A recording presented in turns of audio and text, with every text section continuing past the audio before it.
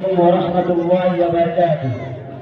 نحمده ونصلي على رسوله الكريم. أما بعد، أعوذ بالله من الشيطان الرجيم. بسم الله الرحمن الرحيم. شهر رمضان الذي أنزل فيه القرآن هدى للناس وبينات من الهدى والفرقان. صدر محترم، ختم صاحبان، مشفق مربی اساتذہ کرام، آج کی سالانہ انعامی مسابقہ میں میری تقریر کا عنوان ہے قرآن کریم سے مسلمانوں کی بڑھتی ہوئی دوری۔ محترم سامعین، قرآن کریم ایک طرف پورے انسانیت کے لیے چشمہ فیاض ہے تو دوسری طرف فصاحت و بلاغت، کلام و بیان اور عدل و لغت کا وہ شاہکار ہے جس کے سامنے بڑے بڑے علماء اور ماہرین پر اپنے گھٹنے ٹیکنے پر مجبور ہیں۔ یہی وہ کتاب ہے جس کو اللہ تعالیٰ نے تمام انسانوں کے لیے ہدایت و شفا بنایا۔ فرمایا شہر رمضان الذی انزل فیہ القرآن ھدی للناس وبینات من الھدی والفرقان۔ رمضان کا مہینہ ہے جس میں قرآن نازل کیا گیا جو انسانوں کے لیے سراسر ہدایت اور ایسی واضح تعلیمات پر مشتمل، جو راہ راستہ دکھانے والے، حق و باطل کا فرق کر رکھ دینے والی ہے۔ یہ وہ کتاب ہے جس کا بھی تعلق اس سے ہو گیا وہ تمام لوگوں میں ممتاز ہو گیا۔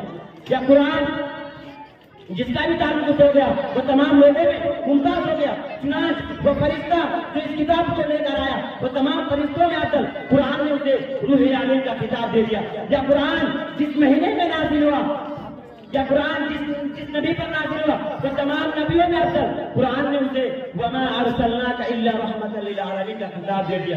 یا قرآن جس مہینے میں نازل ہوا وہ مہینہ تمام مہینوں میں افضل، قرآن نے اسے شہر رمضان الذی انزل فیہ القرآن کہہ کر اس کی عظمت کی جانب اشارہ کیا۔ یا قرآن جس رات میں نازل ہوا وہ تمام راتوں میں افضل، قرآن نے اسے انا انزلناہ فی لیلۃ القدر کا خطاب دے دیا۔ اور جس امت پر نازل ہوا اسے کنتم خیر امۃ اخرجت للناس تأمرون بالمعروف وتنہون عن المنکر وتؤمنون باللہ کہہ کر خیر امت کا خطاب دے دیا۔